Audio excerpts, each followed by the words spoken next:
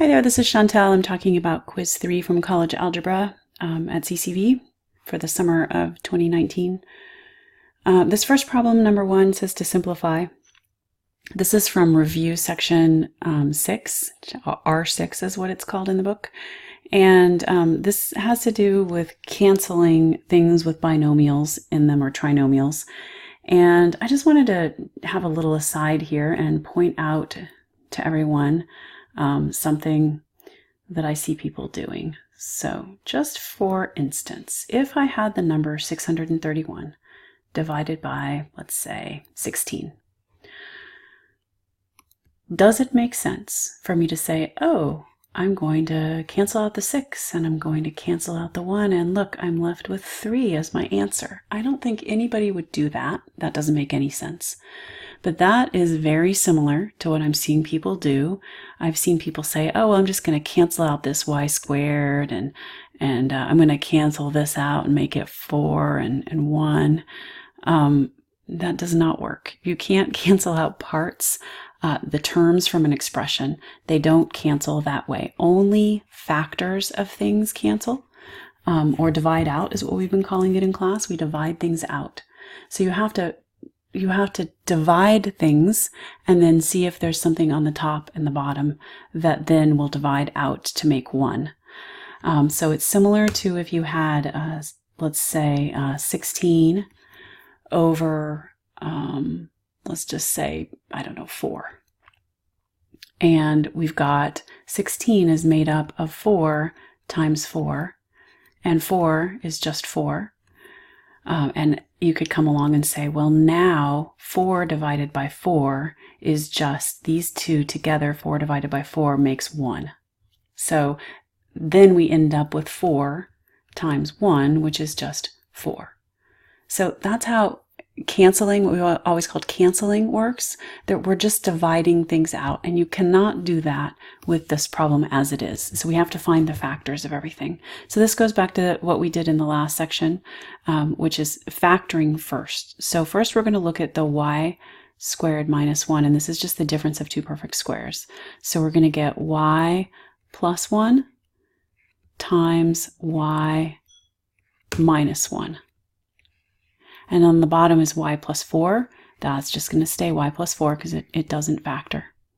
And that is multiplied times, now the next one I'll do in green here. And that one is y squared plus 2y minus 8. So that one is just a simple factoring problem. And so we're going to have two sets of parentheses for this. And we're going to have a y plus and a y minus. And we have to find something that multiplies to get negative 8. And then the difference between the two, because we have a plus and a minus here, is going to be 2, positive 2. So I'm going to choose, I know that 4 and 2 make 8, and 4 minus 2 makes 2. So I've got 4y and minus 2y. That'll give me a positive 2y. All right, and then the bottom one I will do in black, I guess. It's this one here. And we've got a trinomial that we're going to have to factor again. So we're going to have a y and a y, and we need to decide if it's going to be plus or minus, or plus and plus, or minus and minus. So we've got two things that multiply to be positive and add to be negative. So the only way we're going to have that is if it's minus and minus. So now two things that multiply to be 2 and add together to be 3. So we've got 2 and 1. It's the only thing I can think of. Now everything is multiplied together. Because there's a multiplication sign right here, that means that all of these things really are on in one big fraction bar. So it's just like if I said 3 halves times 2 fifths. Then I really could just say 3 times 2 on the top and 2 times 5 on the bottom. Okay? So, and we could cancel the 2's and all that, but I'm just going to move forward over here. So now we've got y minus 1 on the top, and we've got a y minus 1 on the bottom. Those two divide out to make 1. And then we've got y plus 4 on the top, y plus 4 on the bottom. Those divide out to make 1. And then same with the y minus 2's. And all we're left with is y plus 1 right here. Okay, this next one we're being asked to solve for x. So the first thing I see in this problem is that we're going to have to distribute the -4 first. So I'm going to have -4 times x is -4x. -4 times -2 or -2 is plus 8 equals 12. The next thing you want to do is subtract 8 from both sides. The 8 subtract out to make 0, and I get -4x equals 4. Now I'm going to divide both sides by -4, and I get x equals, I'll just write it, these are going to divide out, and we're going to end up with x equals 4 over -4 is just -1. Okay, so we get x equals -1.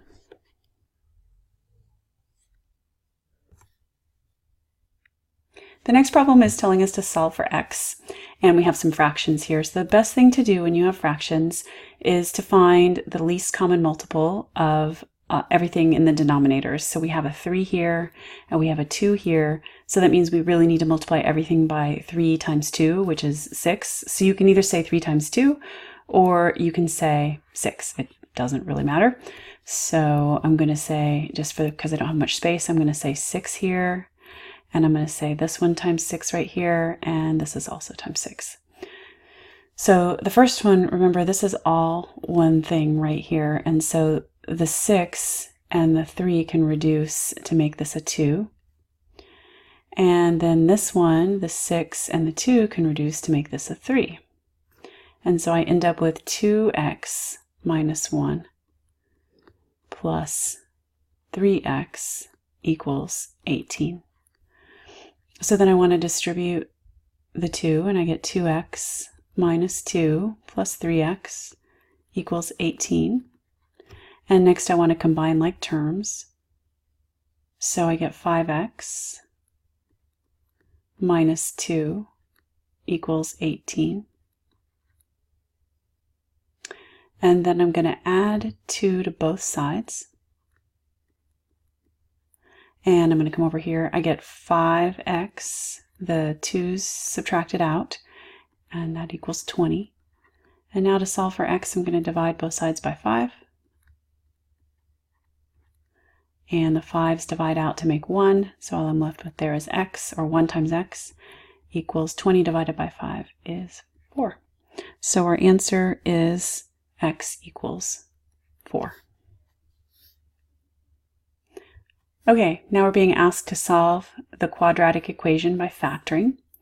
So this is a quadratic equation because it's x raised to the power of 2. So we want to just do the 2 factors, and we're going to have x, and we've got all pluses, which makes it a lot easier. So we've got plus and plus. We need something that multiplies to make 6, and adds to make 5, and I think of 2 times 3 and 2 plus 3, so 2 and 3. So now you're going to set each of these 2 equal to 0. So I've got x plus 2 equals 0, and x plus 3 equals 0. So I get x equals -2, and x equals -3. So all you have to write here is -2, comma, -3. So x equals both things. So the next problem asks us to solve the quadratic equation specifically by using the quadratic formula. So I've written the quadratic formula here. So x is going to equal all of this. And remember, there's a plus or minus, which means there's 2 different choices of an answer.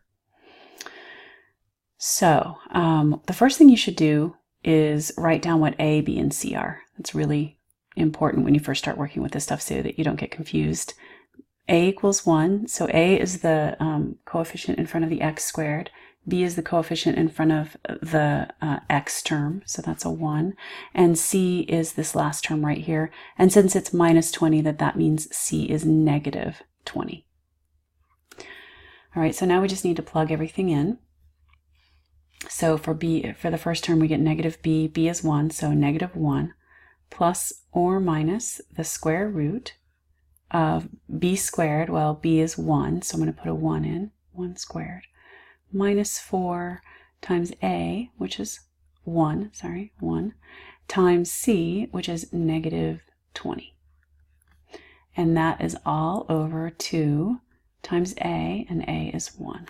And I highly recommend on these when you first get started on them, and especially if you're not good at working through arithmetic problems that have lots of terms, just to put all the numbers in at first and go from there. All right, so we've got minus 1 plus or minus the square root of. Now here we've got 1 minus, and then all of these things are multiplied together, minus 4, 1, and minus 20. So that's going to end up giving us a plus, and 4 times 20 is 80, and that's all over 2.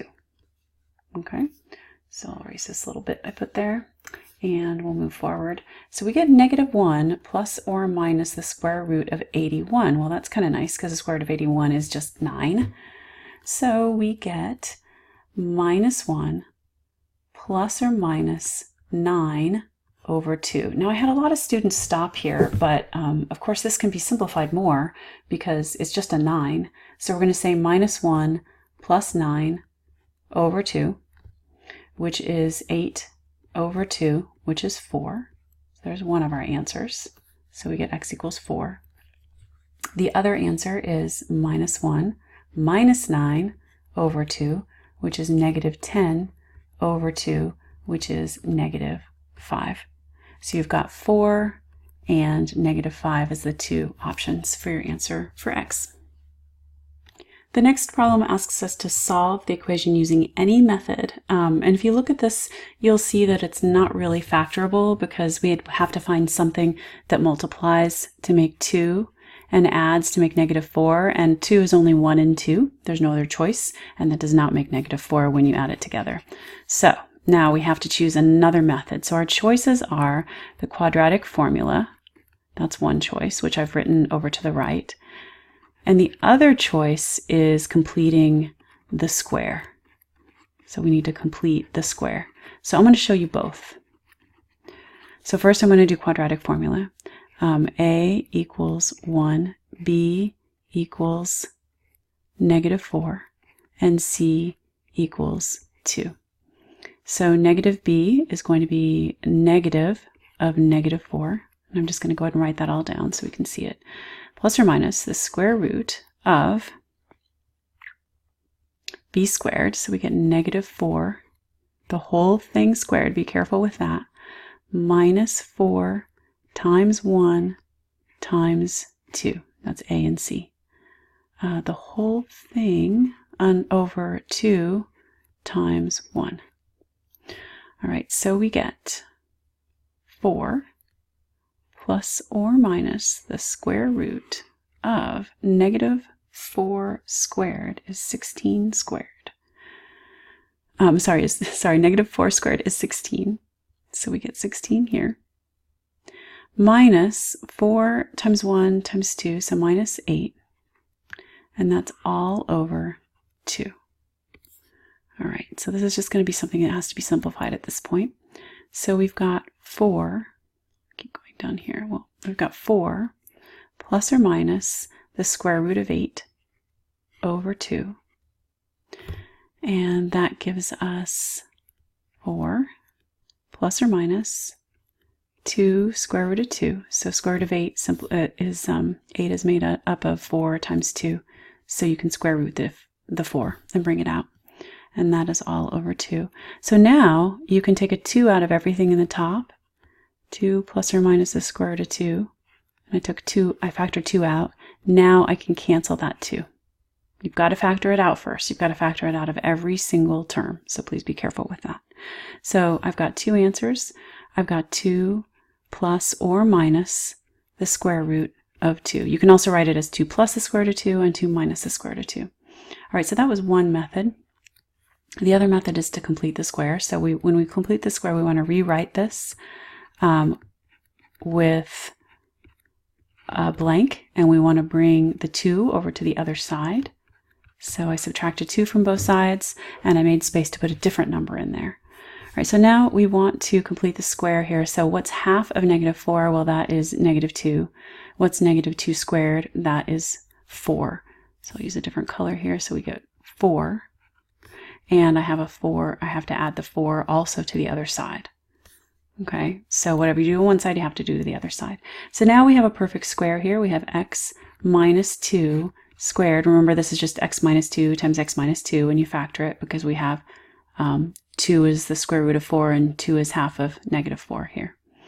And that is going to equal 2. All right, so now we're going to square root both sides. When you square root a square, it just cancels out at opposites of each other, and x equals negative 2. And don't forget, when you take the square root, you end up with plus or minus square root of 2. So then that's going to give us plus or minus square root of 2. And we get x equals, we're going to add 2 to both sides, and we get 2 plus or minus the square root of 2. So I think that one's actually shorter. It's much less in the way of steps and many less places to make mistakes. But if you prefer the quadratic formula, you can always use that. All right, we need to, write for number 7, we need to take the square root of negative 4 and write it in terms of I. So just remember that negative 4 is the same thing as negative 1 times 4. Okay, we're taking the square root. I'm doing this the long way. We're taking the square root of negative 1 times the square root of 4. The square root of negative 1, the definition of that is I, and the square root of 4 is 2. So the way we typically write this, though, is 2i. We put the number first, and that's the final answer. This next problem asks us to use the definition of I to solve the equation instead of just simplify. So we need to get x and figure out what it is, so we're going to get it by itself. So we get x squared equals negative 216 divided by 2 is going to give us a negative 108.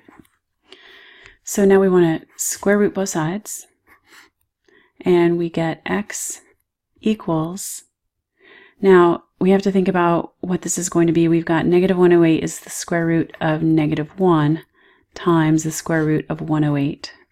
And then we have to think about what 108 is. So 108 is made up of 36 times 3. And you could take this apart and play with it until you find that that 36 is the perfect square that's in there. Because there's a few perfect squares. There's a 4 and a 9, and there's many ways you can come to this.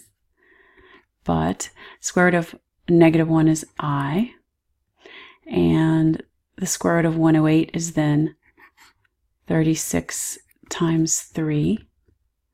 And that means that we've got I times 36 as a perfect square, so I'm going to take it out and make it 6 times the square root of 3.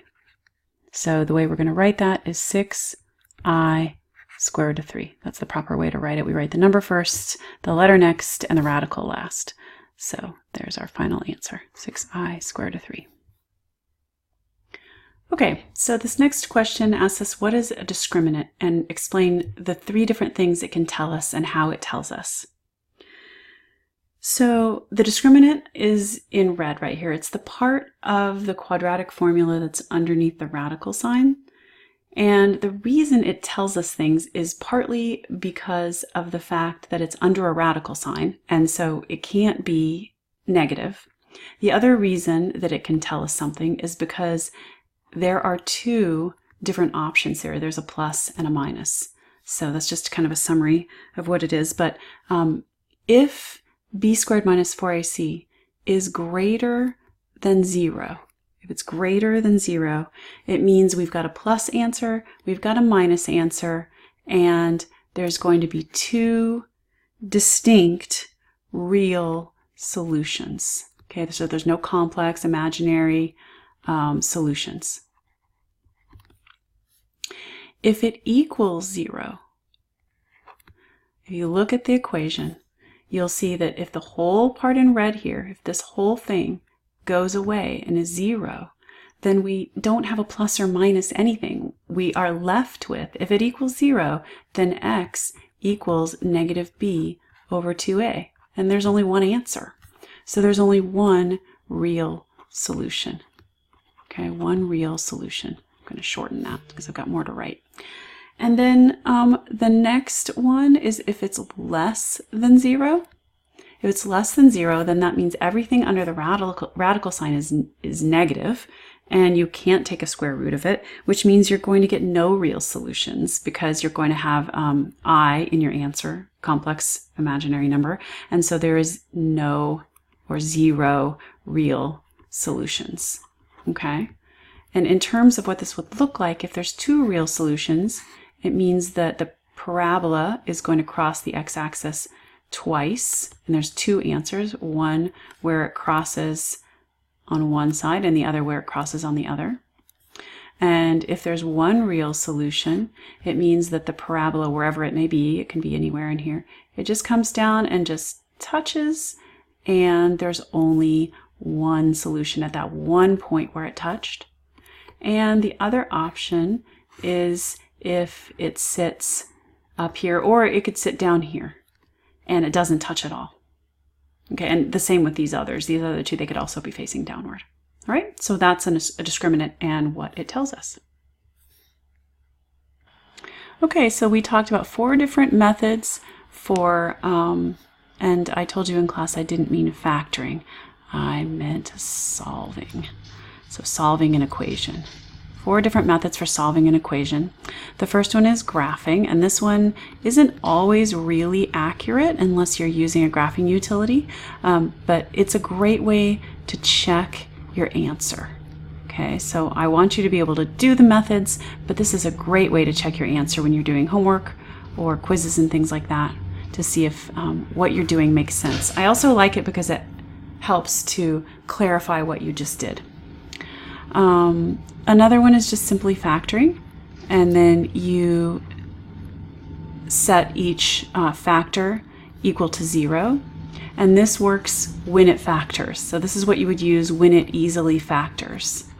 So when it doesn't easily factor, there's a couple of other ways that we can do it. The next one is to complete the square. Okay, so that's the next option, complete the square. And as you saw in one of the previous ones, I used that when it wasn't factorable. And the fourth method is to use the quadratic formula, that negative b plus or minus all that bit. So the quadratic formula. And I don't really recommend this very much because I see so many people make little mistakes and just get the totally wrong answer. So if you're going to use the quadratic formula, if you're going to complete the square, I would definitely still use graphing to check your answer. So these are for when it is not factorable. But when it is factorable, you'll make a lot less mistakes just factoring it. All right, that's it for this quiz. Thanks.